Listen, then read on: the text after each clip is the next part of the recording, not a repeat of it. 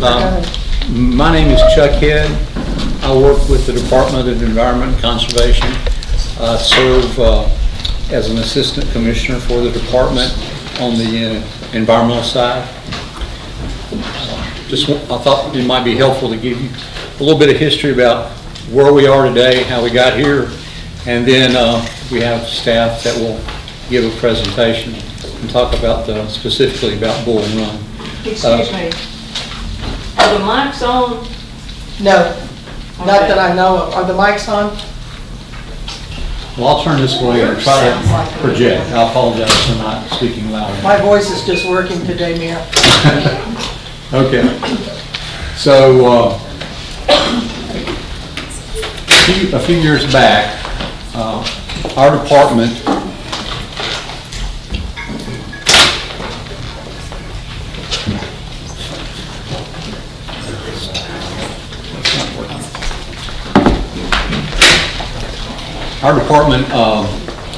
worked with the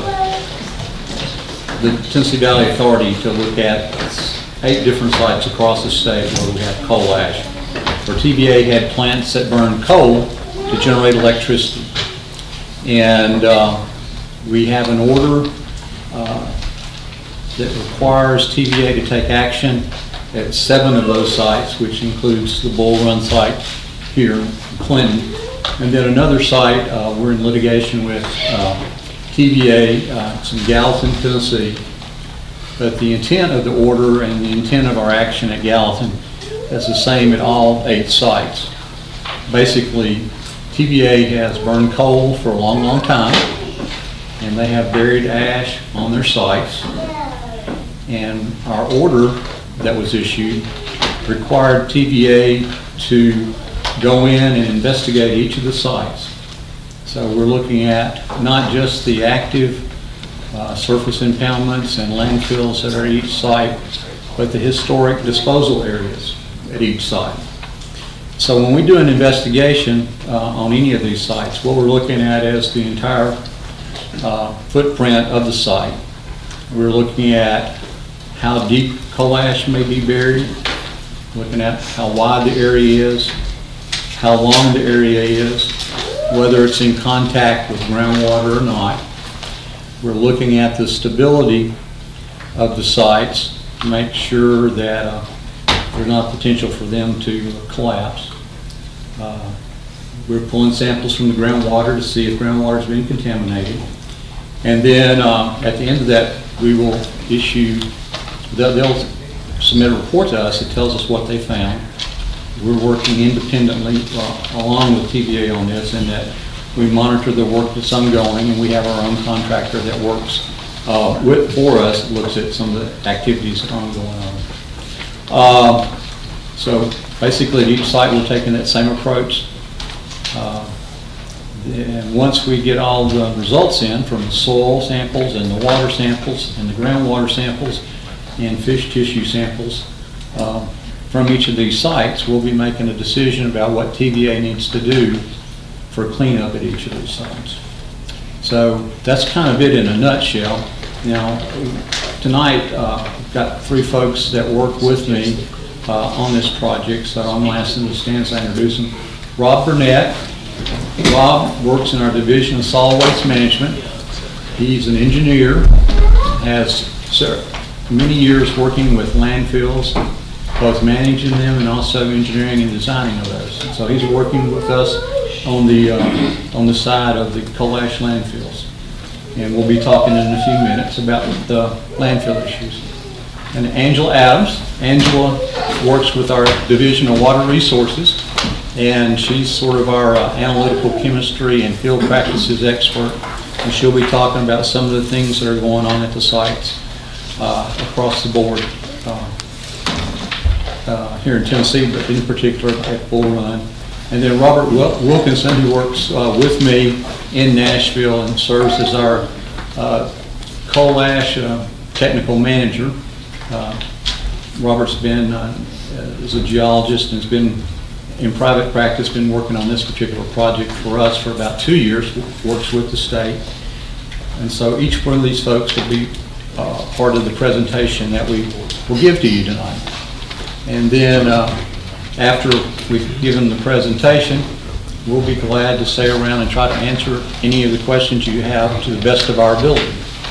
And we'll try to be open and honest. If we don't know the answer to a question that you asked, we'll say that we don't know the answer, and we'll take that back and try to give an answer to you. So I hope that we can be successful, and then if there's anything that you're concerned about you want to ask, we'll try to answer those questions. So Robert, if you want to go ahead and start, we'll start with the presentation. Thank you, Chuck. Again, my name is Robert Wilkinson. I'm the CCR Technical Manager. I manage all of the sites across Tennessee, all 8 sites that we are currently investigating, which includes Bull Run. If we can go to the next slide. If you'll give your attention to the monitors up here, I apologize, the one here is showing the presenter slide, so it's a little bit smaller, but if you look to your right or to your left, you'll see a much bigger view. We're going to go through about 15 little slides here where we talk about some of the activities that we're doing. If we can keep them up. Okay. This is just an introduction. Chuck has already given a rundown of the people that are in attendance, but we do have some other folks that work with us at the Department of Environment and Conservation. We have James Clark, who is our Chief Geologist for our Division of Solid Waste Management. We also have Caleb Nelson, who is one of our Environmental Protection Specialists at Solid Waste, and also Britton Dotson, who is one of our Environmental Fellows at the Division of Water Resources. So we have a pretty large team that works on the state side handling these investigations and oversight for the TVA process. We'll talk a little bit today about our Commissioner's Order and how we've gotten to the point we are today with regards to the environmental investigation. I'll give you a little side update of the activities we've completed and what our schedule looks like for the next 18 months of investigation that we're anticipating at this time. Angela is then going to give a QA/QC update, talking about some of the oversight activities that we are conducting independently from TVA to verify some of their data that they're collecting. And then Mr. Burnett will give a talk about some of the landfills. We do have some permitted landfills at the Bull Run site that we're also taking a look at, and Rob will be giving an update on that. Next slide, please. This is just an aerial overview of the facility, the Bull Run facility. In each one of these areas, very difficult to see on these screens, I apologize, but it is a very big area that we're looking at. Each one of these highlighted areas are the areas that we're investigating. These are areas where they either currently or have previously disposed of coal ash as part of their power generating at the Bull Run site. So we're looking at the entire site, every location where they stored coal ash as a byproduct. Next slide, please.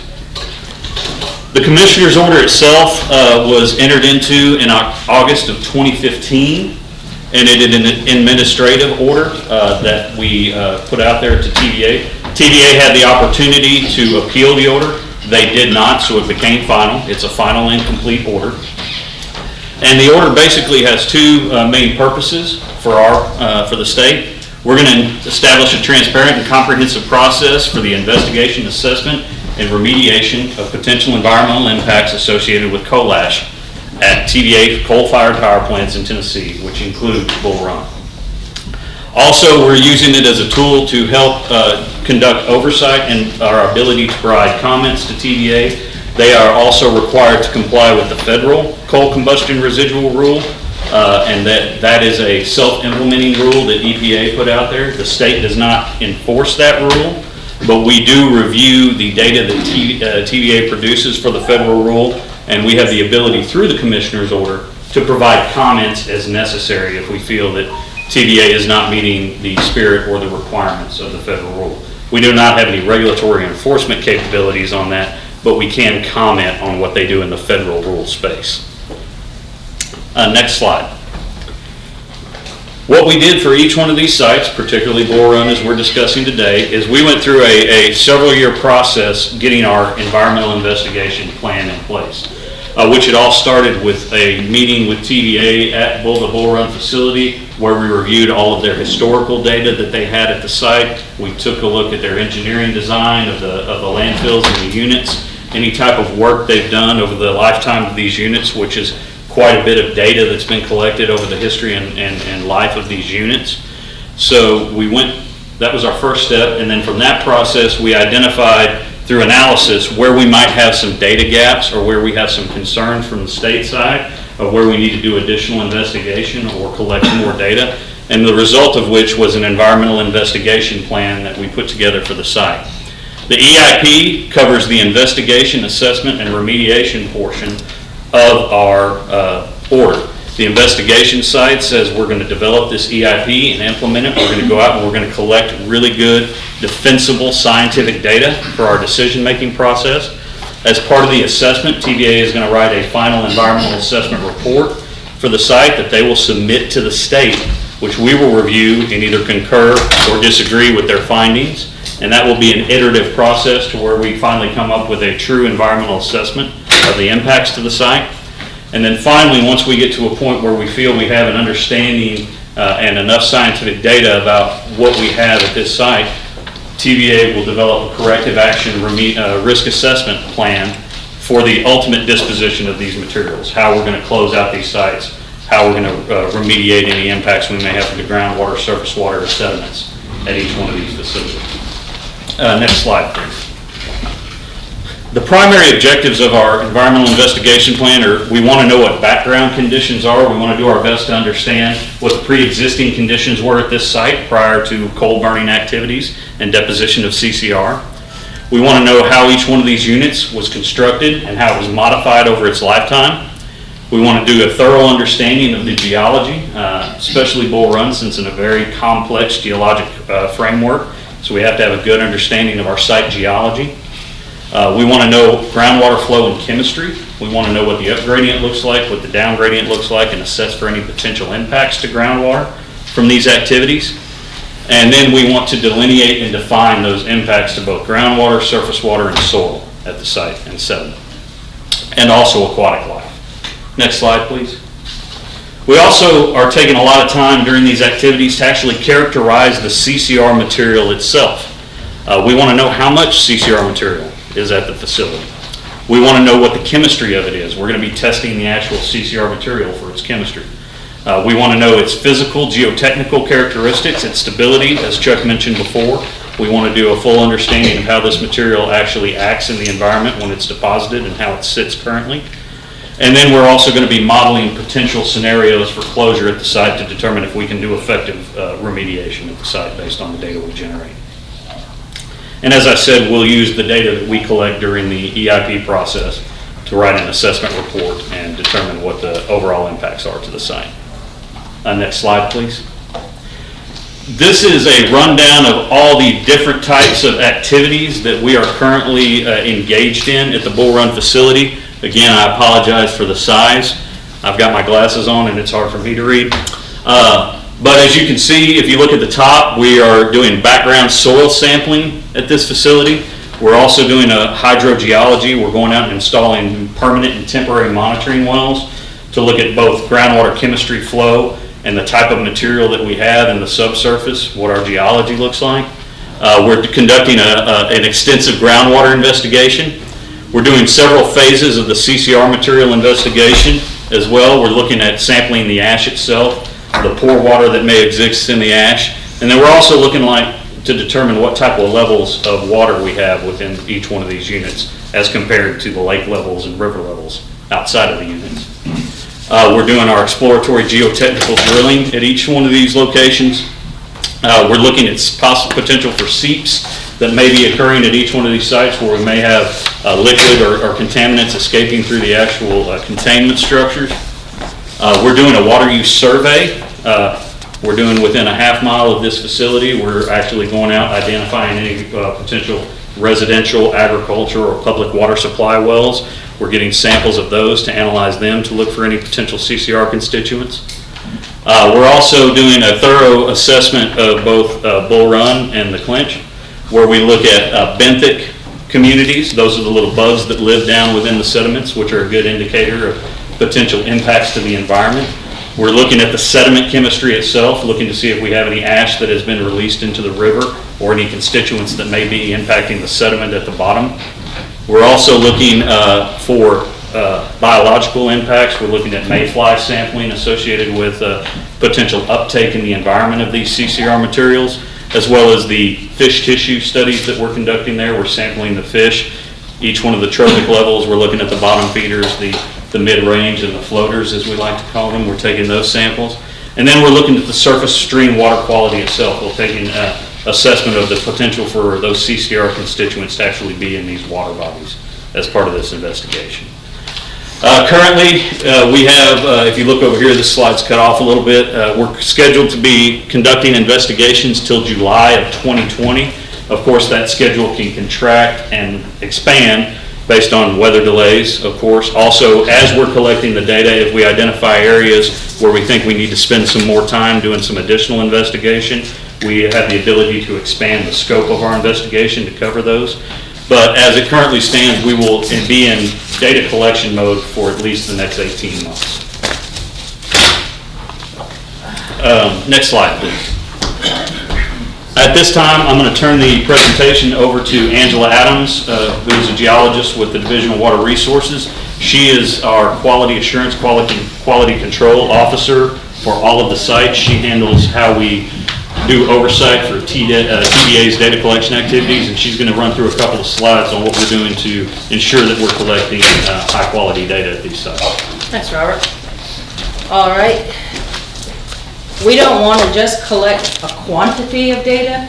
We want to make sure quality. Quality is paramount as part of this investigation from two phases. One, for us to be able to make good decisions based on the data, and also to make sure that we have good processes in place.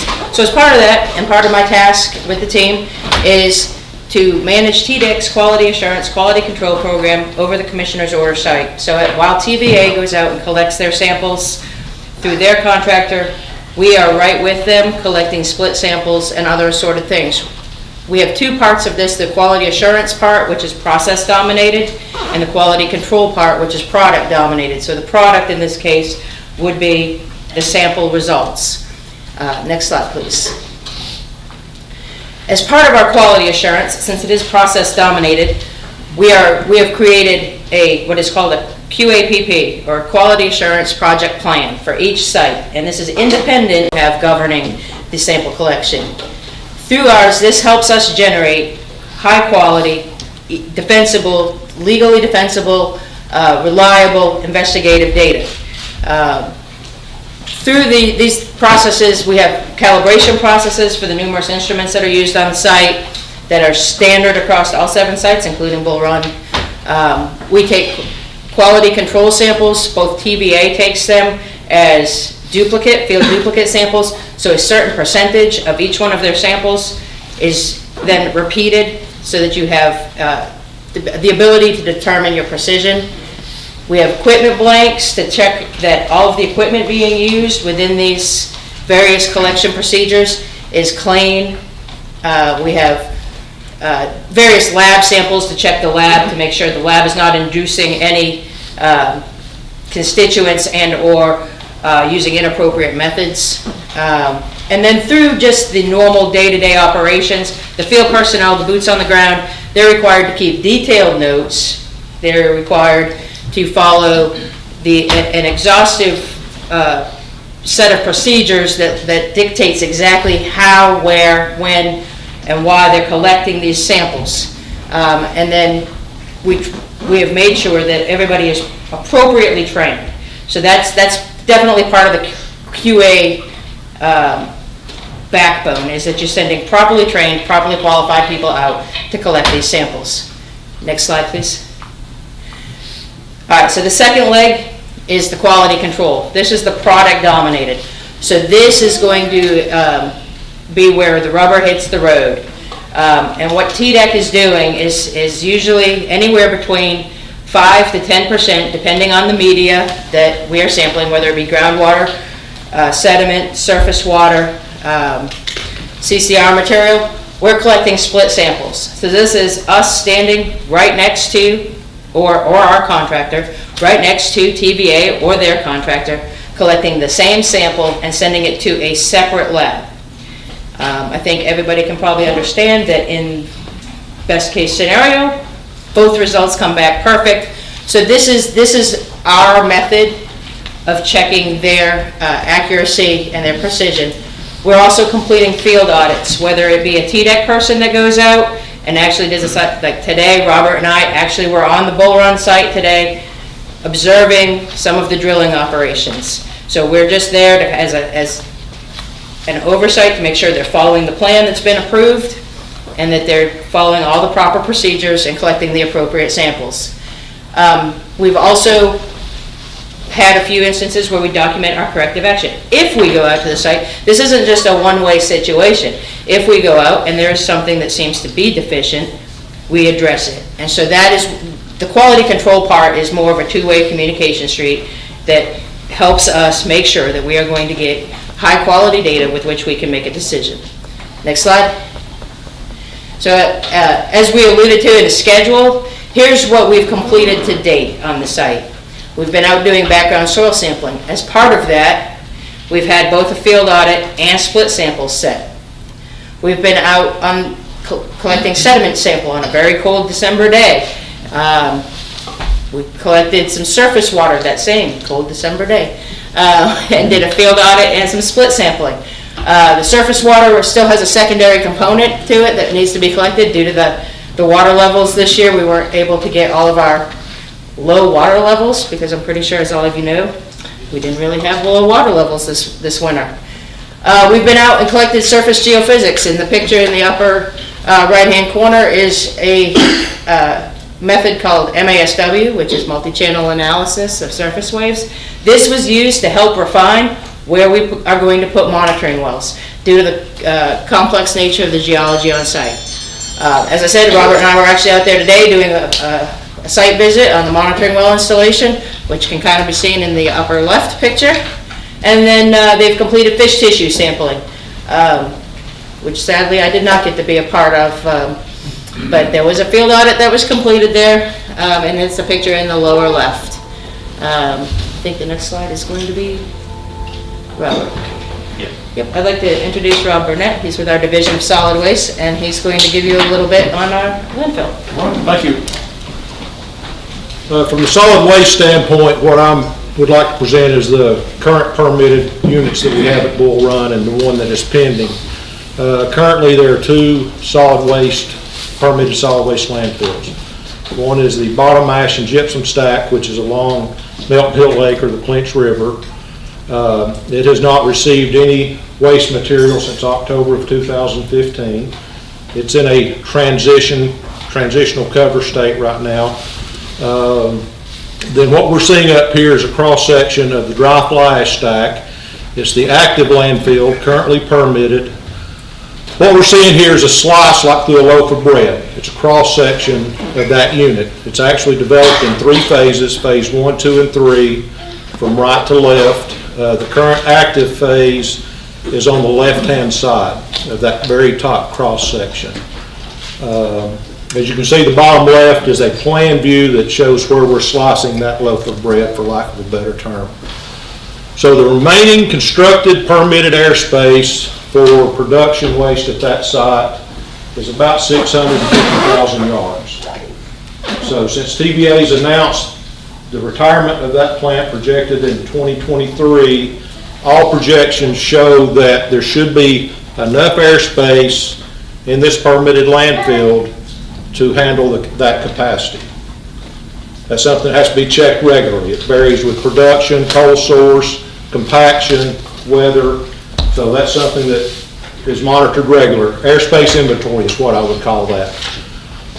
The third landfill we're dealing with is pending. All three of these are industrial landfills. You may hear me say IDL. That's just an acronym for industrial landfill. It's what we refer to as Site J. You can turn the slide, please. Okay, this is Site J. It's to the north. It's up Worthington Branch. What we're looking at here is a plan view looking down on it from the top.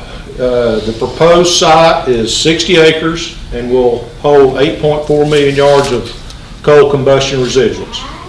One of the questions we get on this proposed landfill is it's only proposed to accept ash material from the Bull Run plant site. Okay.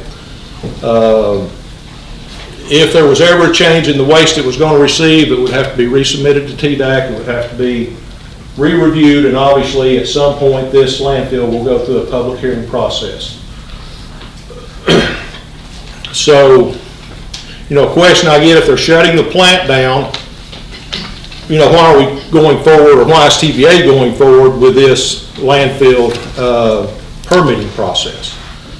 And my answer to that is, I kind of in the business on behalf of the taxpayers to permit landfills in accordance with the regulation, and TVA continues to say that they want this permitted capacity. So as we go through the investigation, as we go through the assessment on the rest of the plant site, should a conclusion be reached where a remedy of closure would require excavation of material, one possible benefit of this permitted capacity would be a storage or disposal place for that material. So we are pursuing this review of this permit in a timely fashion. We're coordinating with Water Resources very closely. There is a ARAP permit, a relocation of Worthington Branch, that really has to supersede the solid waste review portion. So I don't know that I have another slide. We can give it a shot. You got one more. Okay, yeah. This is just the mechanics kind of the tons per year, the tons per day, the cubic yards per year. And this is where I was talking about airspace inventory. We're looking at permitted, constructed capacity, and this is in their permit record. This is actually the proposed permit documents, operating plan, if you will. So this is where we're getting into, inventorying constructed, permitted airspace, production waste, and then trying to anticipate that there's ample capacity there if needed for whatever reason in the future. But once again, as proposed right now, it is just coal ash that's been produced on the Bull Run site. And that concludes my presentation. I believe the lady in the very back had a question Could you just first. clarify where that great big landfill is? The site J? Yes. It's off that map. It's actually off this map here. It's the one off New Hendersonville Road. Okay. If we were to look at the map here, this is the current permitted landfill here, and site J would be, and if I were to rotate this to where north and It's south. the Howe Farm. the It old would be Howe this Farm area over back there. here, Is it a wet or dry storage? It's dry. dry storage facility. What kind of liner will it have? Is it lined? Yeah. It will have, what the house is proposed, will have a composite liner system. It'll have a 5-foot minimum geologic buffer. Then on top of that, it'll have a 2-foot recompacted clay liner that'll be 10 to the minus 7 centimeters per second. It'll have a 60 mil flexible membrane liner. It'll have a leachate collection system, which leachate is garbage juice, and it'll have a requirement not to have more than 30 centimeters or a foot of head on that liner system. Before we go into questions, I'd like to point out a couple more things, just make sure that everybody understands what's going on. And you'll hold that in, Rob. Sure. Maybe this will help a lot. Trying to get an idea of what all is going on at this site. So there's been some coal ash disposed up in this area. And coal ash is disposed up along here that we're looking at. And then we have the landfills back here. And so part of our requirements for TVA is to go in and do all the things that Robert and Rob and Angela have talked about in terms of going in and looking at the soil, looking at the groundwater, how much ash is there, are we having any problems out here in the river, do we have any problems here in the creek. So the way this process works, we've talked a little bit about the things that we're doing. I'm sure that you guys are probably wondering, was there opportunity for the public to be involved in this? And so with TVA, and they submitted a plan to us to investigate this whole area. We reviewed that plan 2 or 3 times until we thought it was in good enough shape to do a good job of investigating the site. So once we got to that point, we had a public meeting in the Clinton area, inviting people that were interested in this to come in and look at the investigation plan and to give us comments.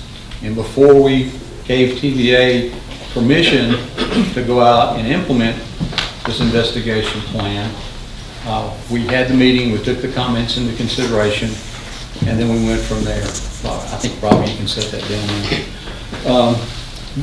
But I'm sure that you're wondering what other opportunities there will be for you guys to be involved as part of the public participation process. So we've talked about doing the investigation, and Robert talked a little bit about when we thought we'd be through with the investigation. I think that's in the summer of 2020. So what'll happen at that point is we'll get a report in. I don't know how many pages it'll be, but it'll be over 1,000. But it will report all the results that they've found out here for fish, tissue, mentioned mayflies out in the river, soil, groundwater, surface water. It'll show it will actually give you a picture of how big the area is for each area where there's a coal ash buried. So, how long the top of it is, how wide it is, and how deep it goes down. And once we get that report, folks from the public are welcome to look at that and give us some feedback.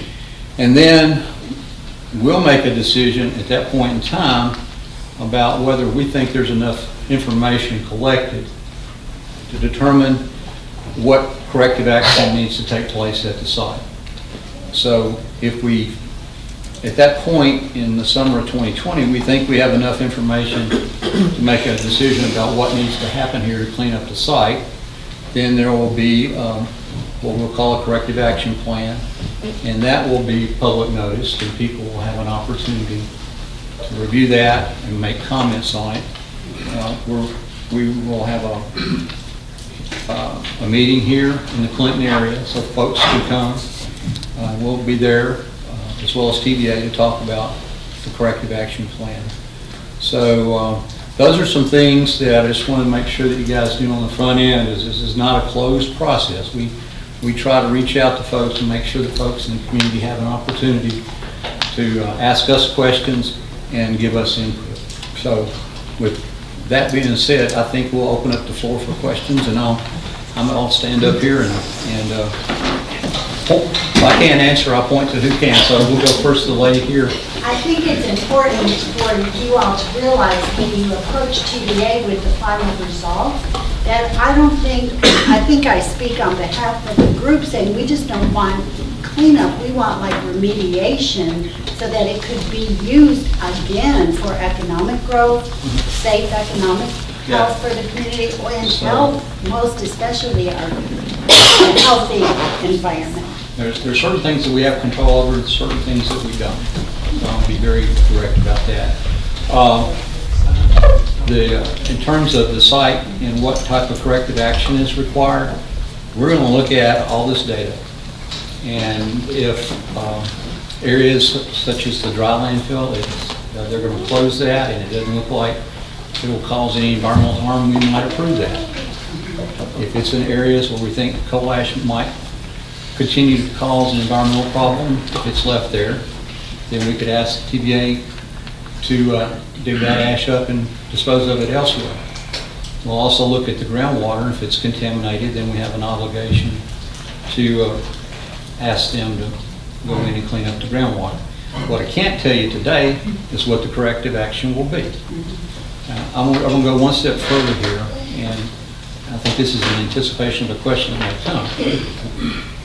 Rob mentioned the existing landfills that we have out there that are permitted. And our investigation will include if those landfills are contributing to an environmental problem or not. If they're found not to be contributing to an environmental problem, then there's a closure process that's required in the permit. So Rob, if you would talk about that, I think that would be good for people here. Yeah, both current permitted landfills, the one that's in transition and the one that's active, have a closure plan that's approved as part of that permit. Also has a post-closure plan. Post-closure at both facilities is a minimum of 30 years. Right now, those post-closure plans don't really speak to a beneficial reuse. It speaks more to a monitoring and maintenance type requirement, environmental and health and safety type requirement. But obviously at, TVA's discretion, working with the community, a lot of landfills that I've been involved with in this state and others, do have recreational opportunities at some of those facilities. Premature to speak about that now, but that would all be part of the permitting process that is very transparent, that would then be incorporated into the permit record under a closure or post-closure plan. There's a lady at the back that's having. What about studies on human health? People that have lived in the area for a long time, people that have worked there in the past. Has there been any studies on people in the area and how their lives have been impacted? Because that ash that has been there for a very long time. I've been talking to people in North Carolina who are having cancer clusters around these ash pits. And I have become greatly interested in this since my husband worked at Kingston and was sick in there. And unfortunately, it's a subject I really didn't want to learn about, but I've had to. As a part So of it, I hear a lot about plants and animals and fish. What about the humans that have worked there all these years? Where are they now? What about the humans that live there? Yes. And the blow off that happens all Yes. the time for hours that sprays all over the homes surrounding. So maybe we don't need to just concentrate in the one area. Maybe we need to branch out just a little bit when we're taking our samples also. You know, we are a large nation and we have this now, so we can talk to people in North Carolina and Pennsylvania and we can learn what's going on everywhere. So we want the best here. I understand. Let me try to answer that the best way I can.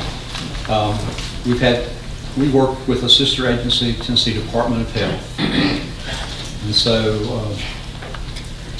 when there are issues that come up about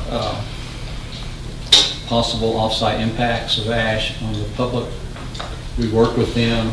They come down and work with the local community, talk with folks that may have potentially been impacted, and we kind of go from there. There is air monitoring that can be done around the site to see if ash has been blown off and so forth. So Well, I'm sorry, but this is all, it's serious. It's people's lives. Yes, ma'am. Yeah. Mr. Mayor, could Catherine, Commissioner Denberg is the chair, and just for, to keep order. I'm going to start calling on people to answer, and please form your comments more to questions so we can move along. We don't have that much time because we do have another meeting. The Operations Committee will start at 6. So let's get as many questions in as possible, please. This gentleman had his hand up next. When you began addressing us, I think, and then I have a question, I think you said you lack enforcement powers. Now, assuming that, you also went on to say that the lady did that you're doing split. In other words, you have a contractor working for us, taxpayer, and their contractor. At the end, I assume we're going to have 2 reports. Which report is going to be the one that is followed? Okay, I'll answer that question in that there was a comment made about lack of authority to enforce federal rules. Now, we have 2 different statutes in Tennessee that we issued this order under. It's called, one of them is the Tennessee Water Quality Control Act, and the other one is called the Tennessee Solid Waste Disposal Control Act. And so we have authority in the state that we've used to this order to require TVA to go forth and investigate these sites and take corrective action as needed. At the end of the day, there will only be one report. And there'll be a report in terms of how big, in terms of the results of the environmental investigation. That will be prepared by TVA and reviewed by us to make sure that a good job has been done to investigate the site. And as Angela mentioned earlier in her discussion, we're out at the site with TVA watching them do the work. We split samples with TVA. We require them to take duplicate samples at sites. And so that's our way of trying to make sure that we get good data so that we do a good job of defining the area of contamination. Do you trust the TVA? Well, it should be asked. It's a legitimate question. They're not good neighbors. you know, Certain arms of it. we're like any, we have a lot of customers at the Department of Environment and Conservation. And part of the reason that we have a quality assurance, quality control program is to make sure that things are being done the right way. Now, we have some level of trust with TVA, but, you know, the best thing that we can do to protect public health and the environment is trust but verify. So we need to look at what they're doing, making sure it's done the right way. And if we do that like we should get a good report that tells us where everything is and a good corrective action plan. Lady in the back, please. Yes. Are the existing pits now, not the new ones, are they lined? We have the surface impoundments that are located along the Clinch River are unlined surface impoundments. That's what I thought. Yeah. Is it gonna be removed or remain? We have not got to that point. We're still investigating. We do not have corrective action yet. That's why you can't eat the fish. Excuse me, Yes. sorry. Too easy one. Thank you, that's what I want to know. The lady in the back, please, and then I'll come to you, Yeah, I sir. have a question. When you remediated and you structurally worked on the outsides to prevent the Kingston thing on the Bull Run side, you made it much stronger to avoid a collapse. But when you remediated it, you also worked on the mounds that were up and behind the plant. And you're talking about sealing it. Well, they took and gouged a hole from the top of the hill all the way down to the water, this huge, basically a trench, and went through all those layers you're saying that were there to protect us. So when they opened that trench up, you've left a wound that the water goes down in every time it rains. When you do a corrective action, do you go back and see if some of your corrective actions have caused more problems?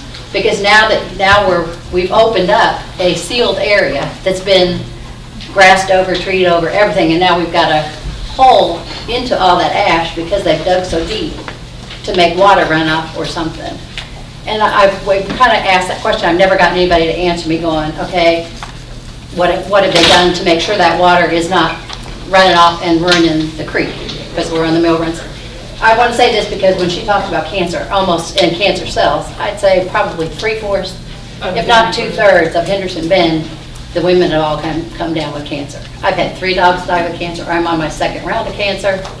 So I'm saying the new scrubber may be helping a lot of that air quality that we haven't had, but there's something going on when one whole neighborhood of 28 people, that many people have come down with cancer. I want to make sure that we understand what you're talking about. So on this chart, on this diagram up here, How do you know where we live? I go down Bull Run Creek and you see the words, well, I'll let you show you. We're on the backside of the Bull Run Creek. We're down here. This is the neighborhood I'm talking about. Yeah, so these pond, right here is the already set, sealed, 3-level pond. They dug a big trench with big old diggers and they filled it with big boulders. So they cut a hole into the already sealed pond and then they basically left running creek through it. And it's running into this water right here. So that's what I'm saying. I don't know, do you monitor that to make sure that what you did didn't cause a new problem when you're working on the stability of the, I'm sure that was part of it because it was all done to make sure this was stable and that was stable at the same time. Right. What I would hope through the process of the commissioner's order that the historical construction documents would give us detail on what happened there and then assess what may need to be done to better monitor that in the Yeah, because future. in all the reports you've had, or not you, but whoever had, they've never addressed that new trench. Let me make this suggestion, because I want to make sure that we do a really good job of answering your question. After we get through here, we'd be glad to talk with you in the hall, because I want to pinpoint exactly where you're talking about so we can answer your questions That'd be as we can. Madam Chair, Yes, sir. can I ask a question? Yes, Commissioner. First off, I'd like to thank Madam Chair of TDEC for coming and give us a presentation. I'd like to ask if we can have this presentation given to the county, place on our website so that all the folks could go to it and at any time, would that be possible? Yeah, definitely. Anything that we have is public record. It's public record. Thank you. Second thing is, maybe you know this, maybe you don't, we are a Jackson Law County. And as far as my understanding, I'm not an attorney, but the property that they're proposing for the new landfill would have been outside of the footprint. So I feel like the Jackson law would apply to that proposed new facility. So in that regard, Madam Chairman, I think it's incumbent on us as a legislative body to send a request to TDEC asking for the information that's outlined in that TCA code for the Jackson law, which requires TVA to kind of hit about, looks like 8 or 9 things. Am I wrong in that regard? As Chuck said, I want to come back with the answer. I believe an industrial landfill that just takes the plant site waste is going to be exempt from that Jackson law requirement. It says coal ash. But I do want to confirm that. Yeah, it says coal ash specifically at the beginning of the TCA code. It says including coal ash fields, which is... We will get you a specific answer. I don't like, we think we know what the answer is, but the better thing to do is to talk with our legal staff and make sure we get you the right answer. Thank No you. problem. Thank you, Madam Chair. Thank you. Yes, sir. I just want to take a minute to make you guys aware that there's probably some legacy ash dump around the Bull Run that you've not been tested because it's not been identified on your maps. That if you go back into the back end of Bull Run Creek, there used to be little signage along the back end of the creek that said ash dump site in the very back end of that creek area. Okay, thank you. And I'll just say that that's one of the reasons we want to make this an assessment of the entire property, is because we have had a couple of other instances where we found ash that we didn't expect to. I will say this, these plants have been in operation, some of them from the 50s, and so we're talking things that have been in operation for 65 years or more, and so it's like any different location that's been in operation for 65 years. There are things that happened in the past that nobody there remembers. And that's the reason that we want to go out and explore the whole site and make sure that we found everything.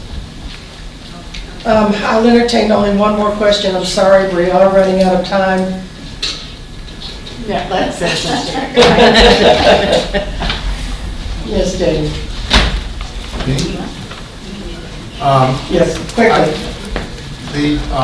all the sampling that you're doing, there's 2 items in sampling. There's the accuracy of the sample, which I agree you're doing a great job of that.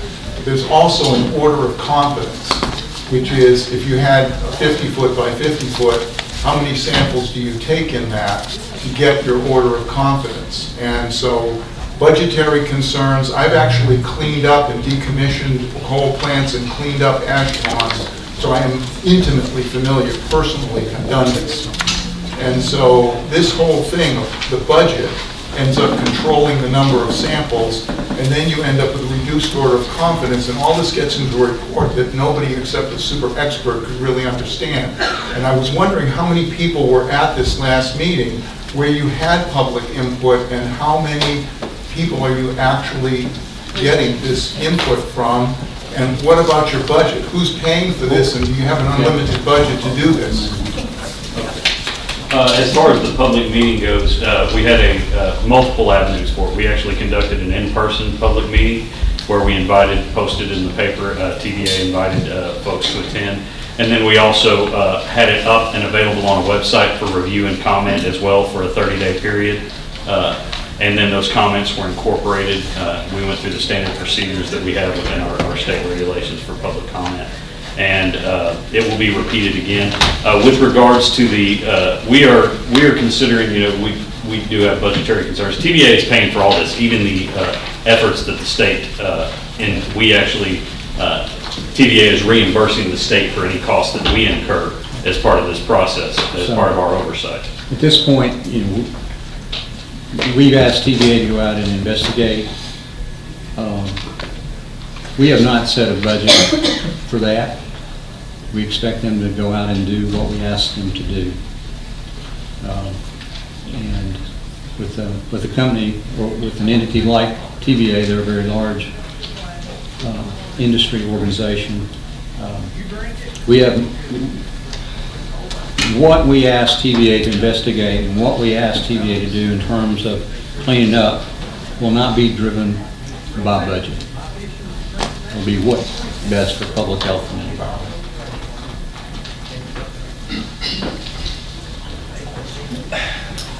All right, I've been given permission by the chair of the other committee to run over just a little bit, and I do mean a little bit. So I'm going to take a question from you and then the lady in front of you. Yes, thank you. Residents protected, what about if there's remediation, whose purview is it to protect the workers who clean up? 100% Jacobs. There are, I guess I would say, 3 different groups that will be involved with that. TVA has to meet some requirements on some because of its status as a federal agency and protection of its workers. There's the Tennessee Department of Labor and Workforce Development, which has the occupational safety and health requirements for worker safety at the sites. And then if we become engaged with EPA, then there's other requirements that they have. So. Sir, when there's a snafu, it's always a management issue. The regulations are there, but who's enforcing them and who's watching? The oversight for worker safety on this site in Tennessee will be the Tennessee Department of Labor and Workforce Development, their OSHA division. Yes, ma'am. What I wanted to make sure of is that you guys send most of your samples to a separate place, even though TVA is paying for it. It's a separate lab. Yep. And you guys feel comfortable with it, doing that. Yes. And that's the reason you're doing what you are and are here willing to talk to us today, right? Correct. Now, let me just follow up on the samples a little bit. The samples that we collect that go to a lab, the Tennessee Department of Health has an environmental laboratory. And so we work with those folks, and they make sure that if they run the samples, or if a third party runs the samples, that those samples are run as required under the specific sample analysis methodology. And so we feel comfortable that the results that we get are accurate. There are certain quality control requirements that we put in place on those samples. And so that's really important for us to so we can compare independent samples taken by the department versus independent samples taken by TVA. So we as taxpayers need to be holding TVA responsible. You guys are working, trying your best to do what you can. But we, the public out here that lives close to all this, TVA has run Tennessee, okay? The government, the federal TVA got to do what they wanted to for years, you know that. You said they've been here 65 plus years. They picked the places they wanted to go. My dad worked at a lot of the dams. Okay, you guys have to do your work, keep trying to do it, but we as taxpayers have to go against TVA on some of this stuff. We can't, you aren't the people for us to get angry at. Well, I'll just say this, we're trying to do the best job that we can. I know. And, you know, if folks believe they need to take action against TVA, that's their thought. In time, decision. if they will not do remediation of this, if they will, instead of moving this, like they had to do at Watts Bar because it blew up, then we'll have it going in the creek or run the river. We'll have it going in Clinch River because that'll be the cheapest way for them to do it. Well, our goal is to make sure it's cleaned up the right way, not the cheapest way. Yeah. And we have an order in place that basically, by law, they're required to follow what we ask them to do. I want to thank everybody for coming today. I've got a letter that was handed to me just before the meeting started that I'm going to read, since it's from the Lieutenant Governor. To whom it may concern, I have consistently expressed my concern and displeasure with the Tennessee Valley Authority's decision to retire the Bull Run fossil plant in Anderson County. I sponsored Senate Resolution 19 urging the TVA Board of Directors to reconsider its action and keep the coal-fired plant in operation or retrofit the facility as a natural gas plant rather than close it. I believe that replacing traditional energy sources with more expensive alternatives does not make logical sense, and that by closing the plant, the TVA will inherently damage Tennessee's economy. Closing the plant will also put over 100 Tennesseans out of a job. I have also believed that this is a short-sighted decision and have advocated against it. Sincerely, Randy McNally, Lieutenant Governor of the state of Tennessee. He also included a copy of the resolution which will be submitted as part of the minutes from this meeting. So again, I want to thank TDEC so much for coming today. I hope that you will come back sometime in the near future for an update. I want to thank everyone for coming. We really appreciate your participation, and hopefully you will come back the next time, and we'll try to have it in a larger venue where everybody can be comfortable and we'll have more time. Could I possibly ask? Let me just say I've this. got to adjourn the meeting because another meeting needs to be. First, thank y'all. Secondly, we're on the